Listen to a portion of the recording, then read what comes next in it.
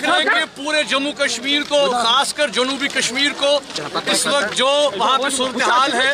रियासती दहशतगर्दी, state terrorism का जो नंगा मुजाहिरा वहाँ पर किया जा रहा है, जिस तरह से हमारे जवानों को चुन चुन कर मारा जा रहा है, जवानों को चुन चुन कर शहीद किया जा रहा है। अब तो हद ये है कि छोटे बच्चों को भी नहीं बख्शा जा रहा है।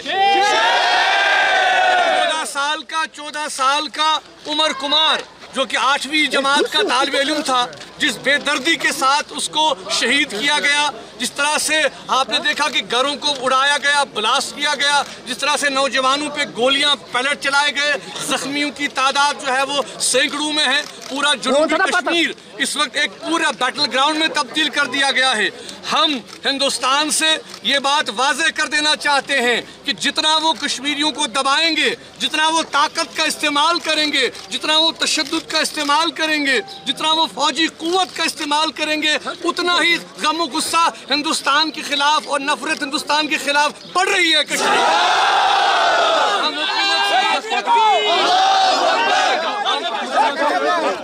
हम आलमी इदारों से अपील करते हैं कि खुदारा ये कुछ तो खून रोकने के लिए वो सामने आए। हम ह्यूमन राइट्स ऑर्गेनाइजेशन से अपील करते हैं कि किस तरह से आप देखें कि यहाँ पे नौजवानों को मारा जा रहा है। ये जुल्म बंद करने के लिए हम पूरी दुनिया से अपील करते हैं कि आप खुदारा देखिए कि किस तरह से काले कवानीन के बल पर, ब्लैक लॉज के बल पर यहाँ के आवाम की आवाज़ को, पुरअमन आवाज़ को दबाया जा रहा है, यहाँ के जवानों को पुष्प दीवार किया जा रहा है। और हम ये बात वाज़ेह कर देना चाहते हैं कि इंशाअल्लाह हक़ खुदरातियत के हसूल तक हमारी पुरअमन जद्दोजहद जारी रहेगी।